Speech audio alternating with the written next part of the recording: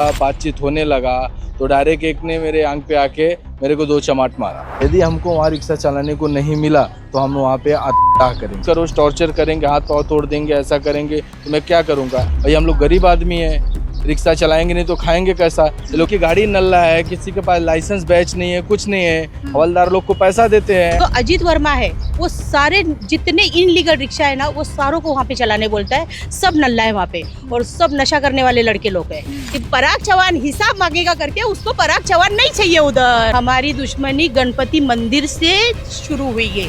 हम मना करने पे भी वो ये चीज को मानता नहीं है, बोलता नहीं सब नल्ला रिक्शा ही चलेगी इधर, लीगली कोई चलाएगा ही नहीं। नमस्कार दोस्तों, मैं हूं शिवानी दुबे और आप देख रहे हैं मिरर ऑफ ट्रूथ। नाला सुपारा पूर्व के अचोले रोड पर स्थित कैपिटल मॉल के बाहर रिक्शा चालक के साथ मारपीट का एक सनसनीखेज मामला सामने आया है। रिक्शा चालक को इसीलिए मारा गया क्योंकि वो वहां पर रिक्शा स्टैंड पर रिक्शा लगाकर अपना धंधा जो है वो कर रहा था। आखिर क्या कुछ पूरा विषय बातचीत करेंगे, पीड़ित से जानेंगे क्या कुछ कहना है। क्या नाम है आपका?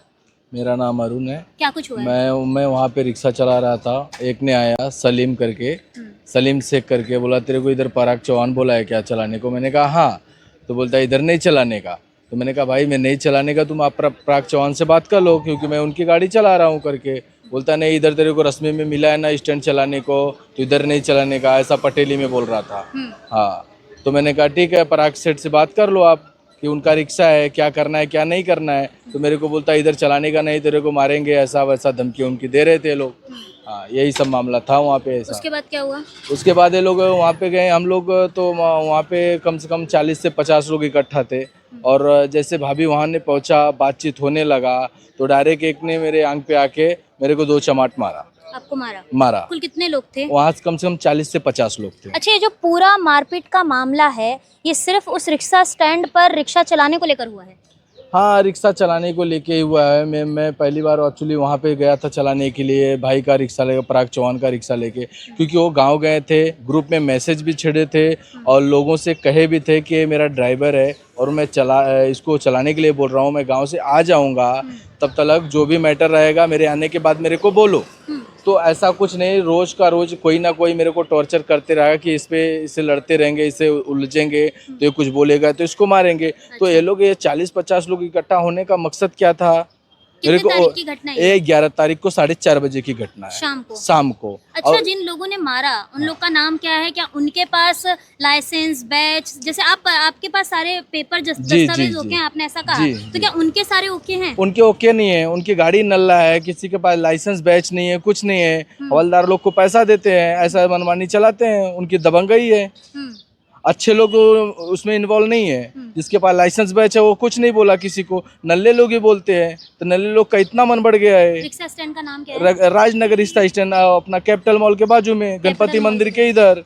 अवैध रिक्शा चालू का आता है। दोस्तों, कैपिटल मॉल के सामने जो रिक्शा स्टैंड है वहाँ की खबरें हमने आपको कई बार दिखाई हैं कि किस तरीके से वहाँ पर सिर्फ एक ही ग्रुप की जो धांधली है वो चलती है। ऐसे में अगर कोई बाहरी व्यक्ति आकर वहाँ पर रिक्शा चलाकर 2 वक्त की रोटी कमाना चाहता है तो कहीं ना कहीं वहाँ पे जो पुराने रिक्शा चालक हैं, जो कि कुछ अवैध भी हैं, वो लोग इस तरीके की घटना को अंजाम देते हैं। जिसका रिक्शा था, मुझसे बातचीत करेंगे, जाने क्या कुछ कहना है। क्या कहेंगे दीदी, क्या कुछ हुआ है? अभी ये मेरे साथ जो हुआ है, वहाँ जो रिक्शा चलती है, रिक्शा वो हमारी है, मेरे मिस्टर उसके ओनर है, परमिट होल्डर है। अभी परमिट होल्डर अपनी गाड़ी जो लीगल है उसको ही देगा ना चलाने।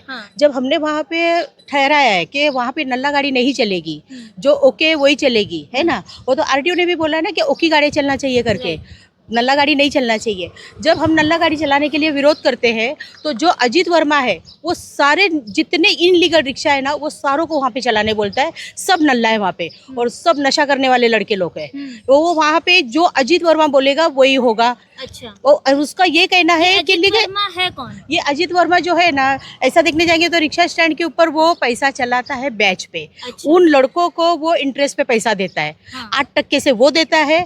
उसका भाई है अनिल वर्मा, वो 12% से देता है। अच्छा। और उसका छोटा दूसरा एक भाई है अशोक वर्मा, वो बीसी चलाता है 1 लाख 1.5 लाख की। ऐसा उन लोगों ने वहाँ पे उन लोगों का जो दबाव है ना वो सारों पे बना के रखा है। क्योंकि वहाँ के लोग जो है जो नल्ला रिक्शा चलाते हैं उनको पता है इनका तो घर गृहस्थी चलाने के लिए कुछ है नहीं, तो ये क्या करता है, उन लोगों को बैच पे पैसा चलाने देता है। और उन्हीं के पैसे के ऊपर ये जो भी जोर चलाता है ना, ये उनके पैसों के ऊपर करता है, इंटरेस्ट मिलता है। इसके अनिल भाई जो अनिल वर्मा उसको पैसा मिलता है, बैच का पैसा पैसा वो भी लेता है।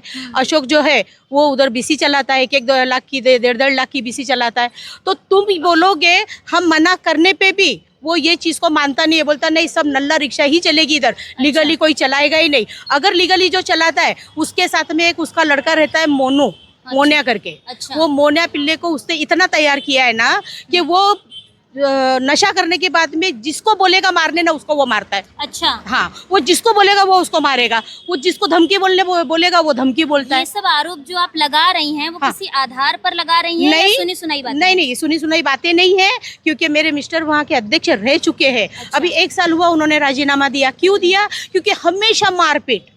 रात में भी मेरे आदमी को वहाँ पे सोने नहीं मिलता था। ये अजीत वर्मा जब लड़ाता है ना तब उसको पराग चौहान दिखता था, बराबर है। आज पराग चौहान की ही गाड़ी वहाँ चल रही थी, कोई दूसरा तो गाड़ी नहीं चला रहा था ना। और दूसरी बात ये देखना जाए तो अजीत वर्मा का ना वहाँ पे घर है, ना उसकी गाड़ी है, ना वो परमिट होल्डर है, ना उसके पास लाइसेंस बैज है। उसका भाई भी नल्ला है जो अशोक वर्मा चलाता है गाड़ी, उसके पास भी लाइसेंस बैज नहीं है, उसके पास भी परमिट नहीं है, उसके पास भी गाड़ी नहीं है। तो फिर तू कौन से बेस पे इन लोगों को वहाँ पे दादागिरी करने के लिए बोलता है? ऐसा नहीं कि स्टैंड को लेकर के ही हमारी दुश्मनी गणपति मंदिर से शुरू हुई है। अच्छा। अजीत वर्मा के साथ में जो दुश्मनी हुई है ना, ये हमारी मंदिर को लेके शुरू हुई है।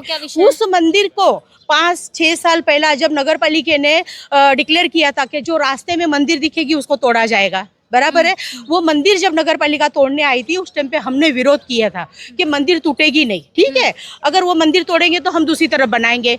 तो जब कैपिटल मॉल का वो बाउंड्री मारा था, वहाँ हमने थोड़ी सी जगह करके मंदिर का भूमि पूजन मैंने किया। उस जगह का भूमि पूजन मैंने किया। ये पूरा पैसा मंदिर में पब्लिक का लगा है, पब्लिक का पैसा है, बराबर है। जब गणेश जयंती आती है तो गणेश जयंती में गोल्ड भी आता है, सिल्वर भी आता है, पैसा भी आता है। तो ये पैसे का यूज सिर्फ 3 जन करते हैं। 3 जन, उसके अंदर नाम है, एक तो सुनील महादेव, गावकर, अजीत वर्मा, ये तीनों जन मिलके। हाँ, रजिस्ट्रेशन किसके नाम पे? रजिस्ट्रेशन इनके ही नाम पे थी। अच्छा। मंदिर का रजिस्ट्रेशन इनके ही नाम पे थे। ये सिर्फ विवाद है ना। हाँ, और इसने दुश्मनी इतनी बढ़ा के रखा है ना, उसने टारगेट बनाया है मेरे आदमी को कि आज नहीं कल कभी भी हम लोग इसके ऊपर हमला बोलेंगे। अच्छा, जिस तरीके से आपके ड्राइवर पर हमला हुआ है, हाँ। पुलिस का क्या रवैया है? अभी पुलिस बोल रही है कि हम उसकी जांच कर रहे हैं। हमने मेरा भी एप्लीकेशन उनको दिया है, उनसे भी उन्होंने एप्लीकेशन मांगा है और 2 दिन का टाइमिंग हमसे लिए है पुलिस वालों ने कि 2 दिन का टाइमिंग दो, 2 दिन के अंदर हम लोग पूरी तहकीकात करेंगे, उसके बाद आगे का जो भी है हम कदम उठाएंगे। तो पुलिस से हमारे को अभी मतलब वहाँ से ये बात मिली है कि उनसे भी एप्लीकेशन मांगा है। मैं सिर्फ यही बोलूँगी, आरटीओ से भी यही बोलूँगी कि आरटीओ जब आती है तो आरटीओ को ये तो पता होगा ना कि नल्ला गाड़ियाँ कहाँ चलती है। पता तो है उनको, क्योंकि वो नल्ला गाड़ी के तो पैसे लेते हैं ना। आरटीओ को पूरी पता होती है। आरटीओ पहले को फोन करके बता देती है ना कि बाबा हम लोग आने वाले हैं, गुल हो जाओ। तो सारे जितने नल्ला है सारे भाग जाते हैं। मंदिर के बाजू में तूने वड़ा पाव का धंधा लगा दिया, उसका भी पैसा तू कमा रहा है। बाजू में एक दूसरा तूने वो गाला वहाँ पे बना दिया, वो गाले के ऊपर भी तूने कब्जा किया। क्यों नहीं कोई पूछता है उसको? उसको पूछना चाहिए ना भाई, सिर्फ मंदिर के लिए हमने तो जगह दी थी ना, मंदिर के लिए वहाँ पे रखा था ना। मंदिर के बाजू में तूने गाला भी बना लिया, वो गाला भी तू भाड़े पे देता है। उसके बाहर, मंदिर के बाहर वड़ा पाव का दुकान लगा सकते, लगा दिया तूने। वो वड़ा पाव की दुकान का भी पैसा तू खा रहा है। पराग चौहान हिसाब मांगेगा करके, उसको पराग चौहान नहीं चाहिए उधर। अभी आपकी पुलिस से क्या मांग है? मेरी पुलिस से यही मांग है, निष्पक्ष जांच होनी चाहिए, क्योंकि हमारे बीवी बच्चे हैं, परिवार है। हम रिक्शा चला के पालन पोषण करते हैं, रिक्शा ही हमारा सब कुछ है। यदि हमको वहाँ रिक्शा चलाने को नहीं मिला तो हम वहाँ पे आत्मदाह करेंगे।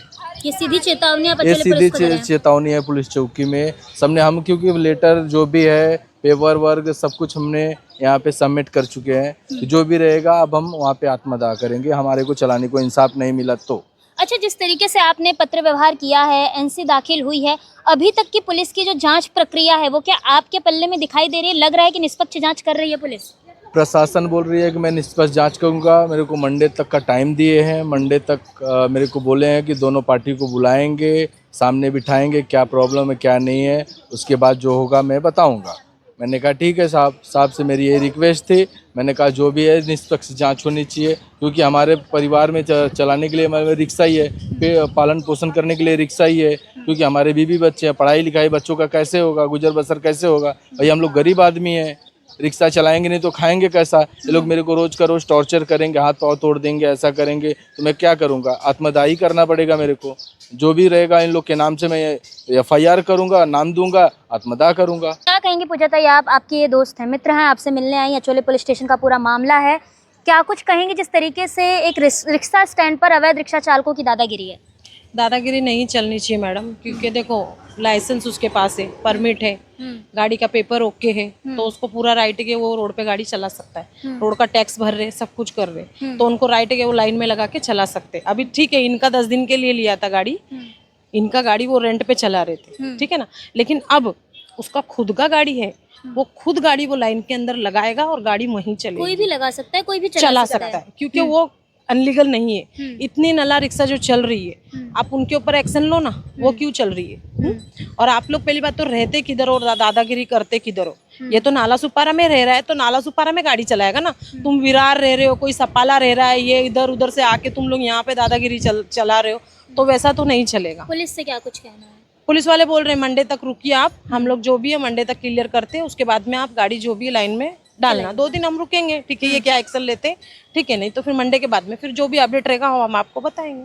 कुल मिलाकर दोस्तों, यहाँ पर जो एक नाम लगातार सामने आ रहा है अजीत वर्मा, उसके ऊपर कई सारे गंभीर आरोप यहाँ के इस पक्ष ने लगाए हैं।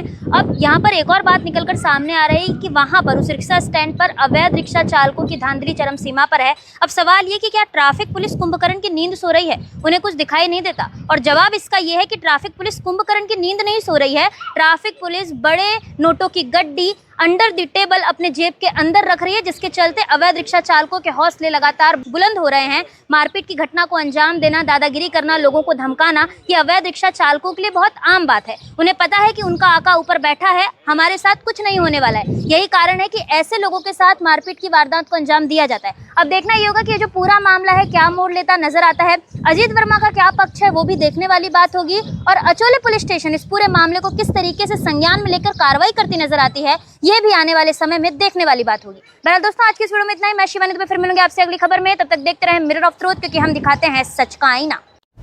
ऐसी ही और खबरें देखने के लिए बने रहे हमारे साथ और सब्सक्राइब करें मिरर ऑफ ट्रूथ। वीडियो पसंद आने पर लाइक, कमेंट, शेयर जरूर करें।